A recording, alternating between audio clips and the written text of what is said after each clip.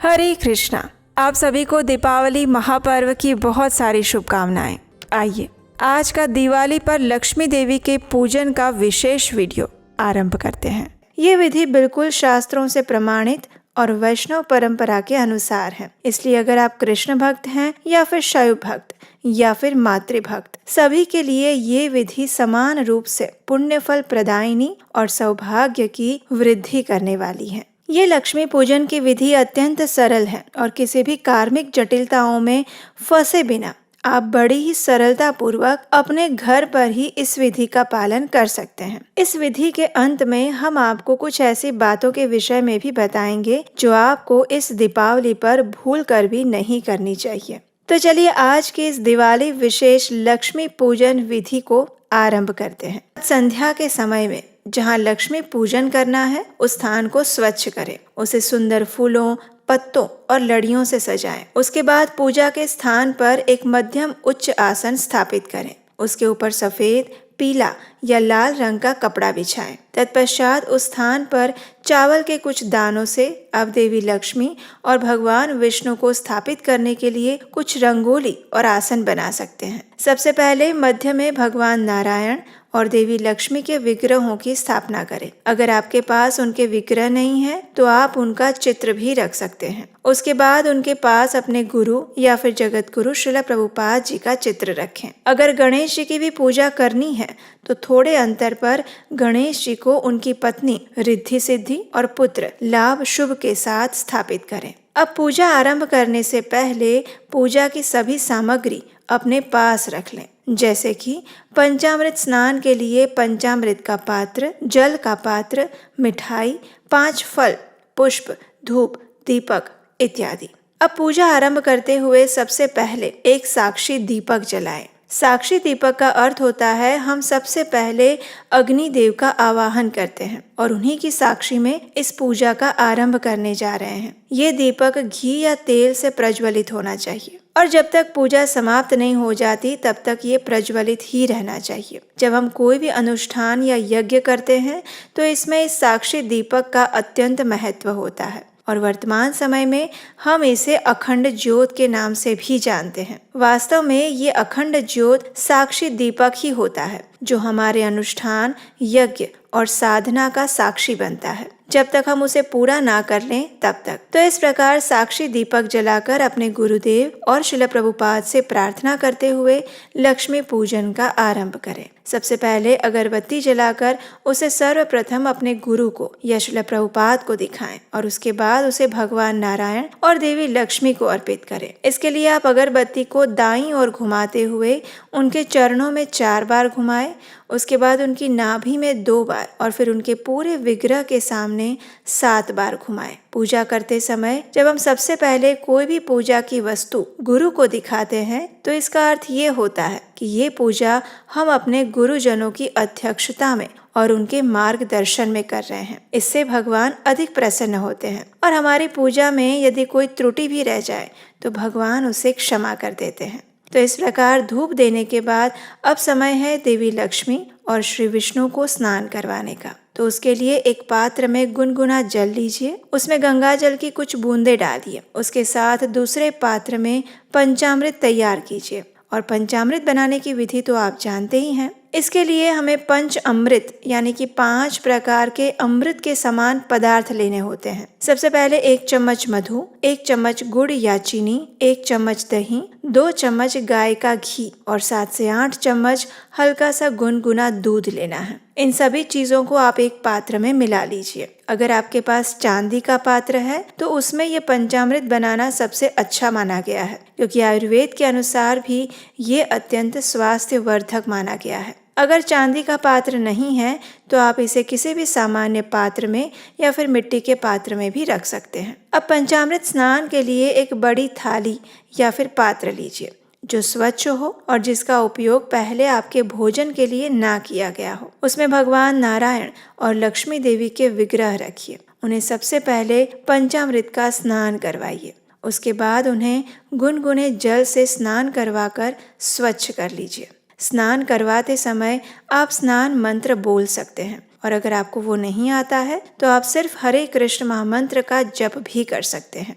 और ये महामंत्र है हरे कृष्ण कृष्ण कृष्ण हरे हरे, हरे राम राम राम हरे हरे। इस प्रकार उन्हें स्नान करवाने के बाद अब उन्हें स्वच्छ कपड़े से साफ कर लीजिए। उसके बाद उन्हें पुनः उनके आसन पर स्थापित करिए। अब उन्हें सबसे पहले वस्त्र प्रदान करिए। वस्त्र के रूप में हम भगवान को यज्ञोपवीत अर्पित करते हैं। तत्पश्चात चंदन, पुष्प, कुमकुम, अक्षत अर्पित कीजिए। इस दिन देवी लक्ष्मी और भगवान विष्णु को प्रिय कमल का पुष्प अर्पित करना चाहिए। देवी लक्ष्मी को सफेद रंग के कमल पुष्प अधिक पसंद है, वो भी आप अर्पित कर सकते हैं। अगर आपके पास देवी लक्ष्मी और भगवान नारायण के विग्रह नहीं हैं और सिर्फ चित्र हैं तो आप उनका स्नान नहीं करवा पाएंगे। तो ऐसे समय में आप उनके ऊपर गंगा जल की कुछ बूंदें छिड़क कर उस चित्र को स्वच्छ कर लीजिए और फिर उन्हें चंदन, कुमकुम, अक्षत, पुष्प इत्यादि से उनकी पूजा करिए। अगर आप इस लक्ष्मी पूजन में गणेश जी की भी पूजा कर रहे हैं तो लक्ष्मी देवी और श्री हरि का अभिषेक करने के बाद अब गणेश जी का भी इसी विधि से परिवार सहित अभिषेक करिए। उन्हें भी यज्ञोपवीत वस्त्र, पुष्प, चंदन, अक्षत, कुमकुम इत्यादि अर्पण करें। गणेश जी को आप जपा पुष्प अर्पित कर सकते हैं, वो उन्हें अधिक प्रिय होता है। तत्पश्चात अपने गुरुजनों के पास पुष्प और अक्षत अर्पित कीजिए। इस प्रकार सभी की पूजा करने के बाद अब जिस पंचामृत से आपने भगवान को स्नान करवाया था उस जल को बाजू में रख लीजिए। अब सभी की पूजा आराधना और अभिषेक करने के बाद उन्हें 5 फल अर्पित करें। उसके बाद उन्हें 5 मिठाइयाँ अर्पण करें। अब इस समय आपने जो सात्विक अन्न भोग बनाया था उसे भी आप इस समय भगवान को अर्पित कर सकते हैं। उन सभी भोग में एक एक तुलसी पत्र रखकर भगवान को और देवी लक्ष्मी को अर्पित कीजिए। भोग अर्पित करते समय सबसे पहले अपने गुरु और श्रील प्रभुपाद का स्मरण करें और उन्हें प्रार्थना करें कि वे इस भोग को भगवान को अर्पित करें। तत्पश्चात राधा रानी और देवी लक्ष्मी से प्रार्थना करें कि वे इस भोग का स्वीकार करें और उसे भगवान को अर्पित करें। अगर संभव है तो जहाँ भगवान को आप भोग अर्पित कर रहे हैं वहाँ पर्दा करना चाहिए। 15 मिनट बाद घंटी बजाकर उस भोग को आप ले सकते हैं। भगवान को भोग अर्पित करने के बाद अब 5 बार आचमन कीजिए। पहला आचमन उनके हाथों के लिए, फिर उनके चरणों के लिए, फिर उनके मुख को धोने के लिए, फिर उनको पानी पिलाने के लिए और अंत में उन्हें स्नान करवाने के लिए। इस प्रकार आचमन करने के बाद अब उन्हें पुष्प और सुगंध अर्पित करें। जैसे कि लक्ष्मी देवी को विभिन्न सुगंधित द्रव्य पसंद है तो आप उन्हें इत्र, सुगंधित पुष्प इत्यादि अर्पित कर सकते हैं। उसके बाद अब समय है देवी लक्ष्मी और भगवान नारायण की आरती करने का। यह आरती आप अपने स्थानिक नियम और गीत गाकर भी कर सकते हैं। अगर नहीं है तो आप श्री सूक्तम प्रार्थना गाकर भी कर सकते हैं।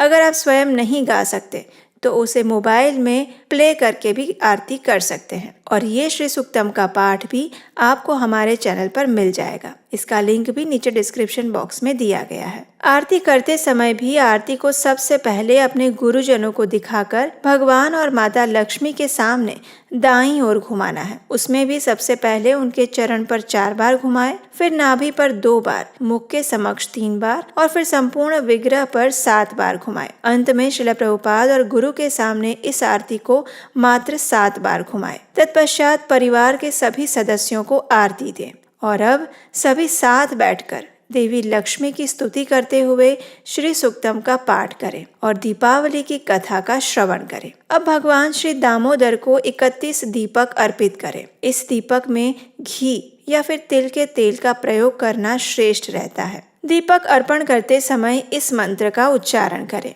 भक्त्या दीपम प्रयच्छामि देवाय परमात्मने त्राहि मां निर्यात घोरात् दीप ज्योतिर्नमोस्तुते। इस दीप अर्पण के समय या फिर उसके बाद आप दामोदर अष्टकम और गोपी गीत का भी पाठ करें। इन दोनों स्तोत्र के लिंक्स आपको नीचे डिस्क्रिप्शन बॉक्स में मिल जाएंगे। ये हमारे चैनल पर भी उपलब्ध हैं। उसे या तो आप सुन सकते हैं या फिर स्वयं उसका पाठ भी कर सकते हैं। भगवान को अर्पित इन दीपक को आप बाद में अपने घर में विभिन्न स्थानों पर रख सकते हैं और वो भी ऐसे स्थानों पर जहां आध्यात्मिक ऊर्जा का संचार होता हो, जैसे कि रसोई घर में जहां आप अभ्यास करते हैं वहां, जहाँ तुलसी देवी विराजमान है, जहाँ आपने श्रीमद् भागवतम, भगवत गीता इत्यादि धर्म ग्रंथ रखे हैं वहाँ। लेकिन अगर आपके घर में बच्चे हैं तो इन दीपकों को थोड़ा ध्यान से ही उनकी पहुंच से दूर ही रखिएगा। दिवाली के समय में दीपक को अर्पित करते समय सावधानी बरतना अत्यंत आवश्यक है। आप अपने संपूर्ण घर को भी दीप मालाओं से सजाइए। जितने अधिक दीप प्रज्वलित करके रोशनी कर सकते हैं उतना अच्छा है। अब आपने जिस पंचामृत से लक्ष्मी देवी और भगवान नारायण का स्नान करवाया था, उसी पंचामृत को सभी में प्रसाद रूप में बांटिए और जो पंचामृत बच जाए उसे गाय को पिला सकते हैं या फिर किसी भी पौधे की जड़ों में डाल सकते हैं। अब जो आपने भोग बनाया था और भगवान को अर्पित किया था, उसी को प्रसाद रूप में परिवार के सभी सदस्य मिलकर ग्रहण कर सकते हैं। घर में कोई अतिथि आते हैं तो सबसे पहले उन्हें भोजन प्रसाद दीजिए। किसी मंदिर में जाकर भी थोड़ा सा दे सकते हैं या फिर ब्राह्मण को भी आमंत्रित करके उन्हें भी ये प्रसाद खिला सकते हैं और फिर पूरे परिवार के साथ इस प्रसाद और मिठाइयों का आनंद लीजिए। परिवार के साथ मिलकर पटाखे फोड़िए, दीप जलाइए और मिठाइयाँ खाइए। इस दिन आपको ये पूजा की सामग्री और आसन ऐसे ही बनाए रखने हैं। रात्रि के समय जब भगवान को शयन करवाते हैं, उस समय भगवान श्री हरि और देवी लक्ष्मी के पास जो भी पुष्प रखे हैं उन्हें भी हटा लीजिए, लेकिन उन्हें उसी स्थान पर स्थापित रहने दीजिए। अगले दिन प्रातः काल जब आप विसर्जन करेंगे तो उस समय आप उनके विग्रह और चित्र को पूजा घर में या फिर उनके स्थान पर रख सकते हैं और जिस अक्षत से उनका आसन बनाया था उनमें से कुछ अक्षत या चावल के दाने आप जहां अपना धन रखते हैं वहां एक पोटली बांध कर रख सकते हैं। इससे वर्ष भर घर में लक्ष्मी देवी की कृपा बनी रहती है और बाकी पूजा की जो भी सामग्री थी उसे आप निर्माल्य में डाल सकते हैं या फिर उनका जल प्रवाह कर सकते हैं। दिवाली के दिन श्रीमद् भागवतम के 8वें स्कंद का 8वां अध्याय पढ़ना चाहिए, जो कि समुद्र मंथन लीला है, जिसमें लक्ष्मी देवी के प्राकट्य की कथा है। दीपावली के दिन ही भगवान श्री कृष्ण ने सुबह 5:25 पर उखुल बंधन लीला की थी, तो इसीलिए दिवाली के दिन प्रातः काल में इस दामोदर लीला को पढ़ना या सुनना अवश्य चाहिए। और ये कथा हमने अपने चैनल पर दी हुई है, उसका लिंक भी नीचे डिस्क्रिप्शन में आपको मिल जाएगा, या फिर आप हमारे चैनल पर जाकर भी इस दिवाली विशेष कथा को सुन सकते हैं। तो इस प्रकार शास्त्रोक्त सरल विधि से आप दिवाली के दिन लक्ष्मी देवी और भगवान नारायण की पूजा कर सकते हैं। प्रयास करें कि इस दिन घर में किसी भी प्रकार का कलह, कलेश या झगड़ा इत्यादि ना करें। अनावश्यक क्रोध, असत्य भाषण, आलस और समय को ना गवाएं। अधिक से अधिक समय अपना मन और चेतना भगवत स्मरण, भगवान की लीलाओं का श्रवण करने में और श्रीमद् भागवतम, भगवत गीता इत्यादि ग्रंथों को पढ़ने में व्यतीत करें। इस दिन अधिक से अधिक संख्या में हरे कृष्ण महामंत्र का जप करें। जब आप भगवान के लिए भोग बना रहे हो तो उस समय भगवान का कीर्तन सुने अथवा प्रवचन सुने।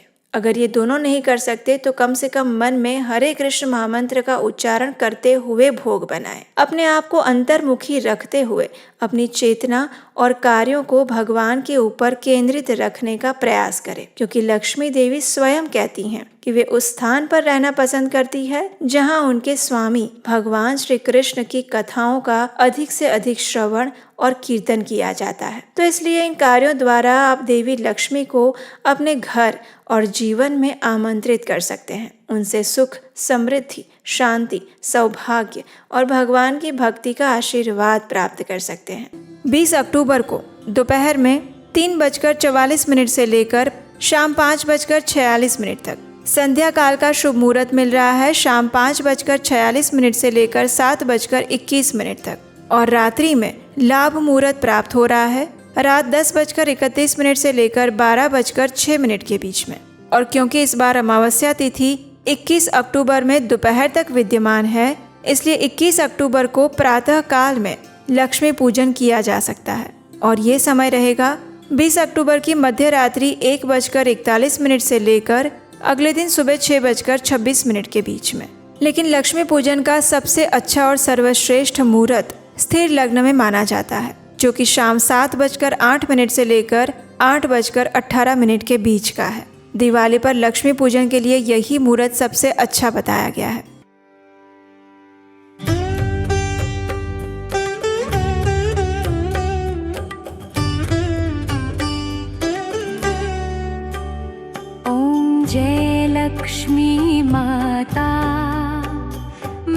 जय लक्ष्मी माता, तुमको निश दिन सेवत हरि विष्णु विधाता। ओम जय लक्ष्मी माता। उमा रमा ब्रह्माणी, तुम ही जगमाता। सूर्य चंद्रमा ध्यावत नारद ऋषि गाता। ओम जय लक्ष्मी माता।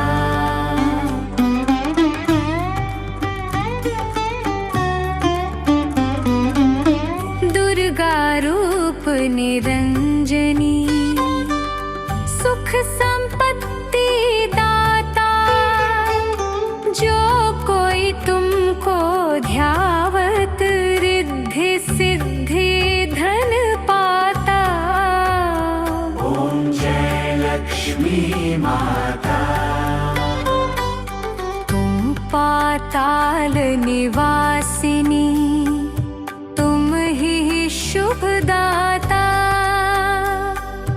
कर्म प्रभाव प्रकाशिनी, भवनिधि की त्राता। ओम जय लक्ष्मी माता। जिस घर में तुम रहती, सब सद्गुण आता। सब संभव हो जाता, मन नहीं घबराता। ओम जय लक्ष्मी माता। बिन यज्ञ न होते, वस्त्र न कोई पाता। खान पान का वैभव सब तुमसे आता। ओम जय लक्ष्मी माता। शुभ गुण मंदिर सुंदर, शीरो दधि जाता। रत्न चतुर्दश तुम बिन कोई नहीं पाता। ओम जय लक्ष्मी माता।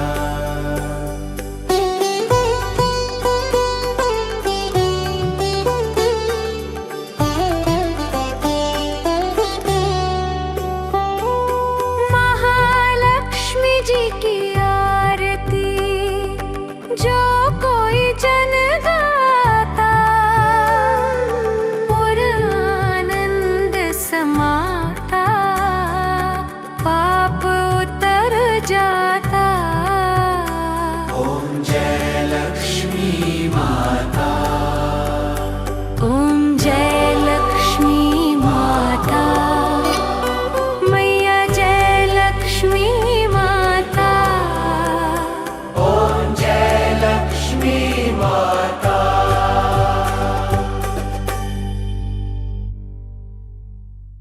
तो हमें आशा है कि आपको आज की ये शास्त्रों से प्रमाणित सरल दिवाली व्रत विधि की जानकारी अच्छी लगी होगी। अगर ऐसा है तो आप इसे अपने मित्रों और परिवारजनों को भी अभी शेयर कर दीजिए, जिससे उनके लिए भी इस दीपावली पर देवी लक्ष्मी की पूजा करना और उसकी तैयारियां करना सरल बन जाए। तो चलिए इस दीपावली के महापर्व पर देवी लक्ष्मी की विशेष कृपा प्राप्त करने का प्रयास करते हैं और आप तथा आपके परिवार पर उनकी विशेष कृपा हो और आपको धन समृद्धि के साथ साथ परम भगवान श्री कृष्ण की शुद्ध भक्ति भी प्राप्त हो, ऐसी हम प्रार्थना करते हैं। हरे कृष्णा।